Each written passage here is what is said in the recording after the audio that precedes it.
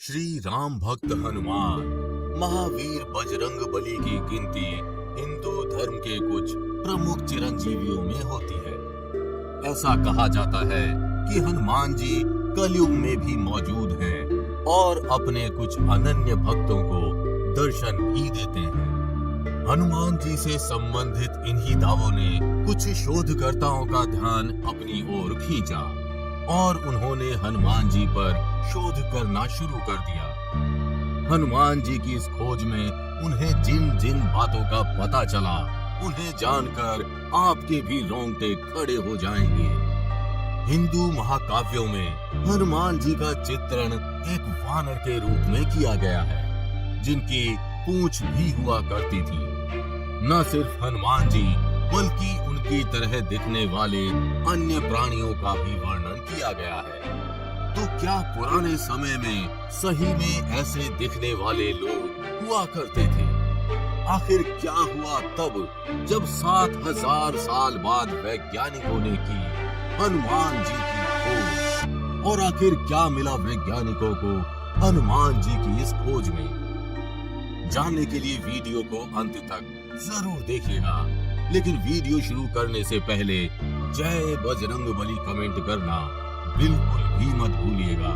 हनुमान जी की कृपा आपके घर परिवार पर सदैव बनी रहेगी। क्या सचमुच रामायण काल में बताई गई कहानियों के अनुसार जामवंत जी एक रीछ थे और हनुमान जी एक वानर थे? हालांकि आज भी ये रहस्य ज्यों का त्यों बना हुआ है। हनुमान जी के संदर्भ में आज भी अनेकों मतभेद हैं। जहां कुछ लोगों के अनुसार हनुमान जी वानर थे क्योंकि उनका मुख वानर के समान था और उनकी पूंछ भी हुआ करती थी, तो वहीं कुछ लोग हनुमान जी को वानर नहीं मानते। उनके अनुसार हनुमान जी वन में रहने वाले नर थे, न कि वानर। किंतु यदि बजरंग बली वानर नहीं होते तो उनको रामायण और रामचरितमानस में कपि, वानर, शाखा मृग, प्लवंगम, लोमश और पुच्छधारी कहकर नहीं पुकारा जाता। लंका दहन कांड में हनुमान जी की पूंछ की बड़ी महत्वपूर्ण भूमिका थी। रामायण में न सिर्फ हनुमान जी बल्कि अनेकों वानर समूहों का भी वर्णन किया गया है। माता सीता की खोज में सुग्रीव के बुलावे पर कोने कोने से अनेकों वानरों के समूह आए थे। स्वयं हनुमान जी के पिता केसरी भी अपने वानर समूह के साथ आए थे। तो क्या आज भी उन वानरों के होने के सबूत मिलते हैं? क्या प्राचीन काल में सच में ऐसे प्राणी भारत में वास किया करते थे? आखिर क्या है रामायण कालीन वानरों का सच? महावीर हनुमान जी को कपि भी कहा जाता है। वैज्ञानिकों के अनुसार कपि प्राचीन वानरों की एक प्रजाति हुआ करती थी जो होमिनोइडिया प्राणियों के अंतर्गत आते थे। होमिनोइडिया प्राणियों के अंतर्गत आने वाले कपि वानर दो प्रकार के हुआ करते थे। एक को हीन कपि और दूसरे को महाकपि कहा जाता था। हीन कपि के अंतर्गत वो छोटे वानर आते थे जो आज भी देखे जा सकते हैं।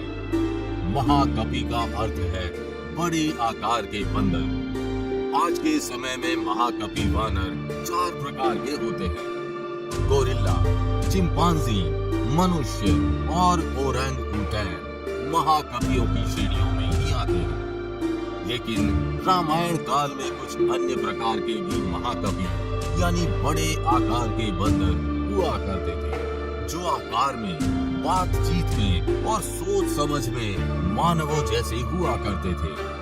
उनका मुख और उनकी पूंछ उनको मानवों से अलग करती थी। रामायण काल में इस प्रकार के बंदरों को वानर कहा जाता था। भक्त कवि तुलसीदास जी ने भी हनुमान जी को वानर कहकर संबोधित किया था।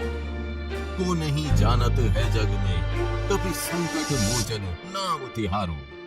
इस प्रकार की पंक्तियां इस बात का उदाहरण है। शोधकर्ताओं के अनुसार भारतवर्ष में आज से लगभग 9 से 10 लाख वर्ष पूर्व बंदरों की एक बड़ी विलक्षण प्रजाति विद्यमान थी। वो प्रजाति आज से लगभग 15,000 वर्ष पूर्व विलुप्त होने लगी थी और रामायण काल के बाद लगभग विलुप्त ही हो गई। इस वानर जाति का नाम कपि था।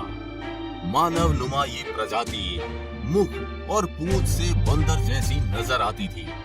भारत से दुर्भाग्यवश कपि प्रजाति समाप्त हो गई, लेकिन कहा जाता है कि इंडोनेशिया देश के बाली नामक द्वीप में अब भी पुच्छधारी जंगली मनुष्यों का अस्तित्व विद्यमान है।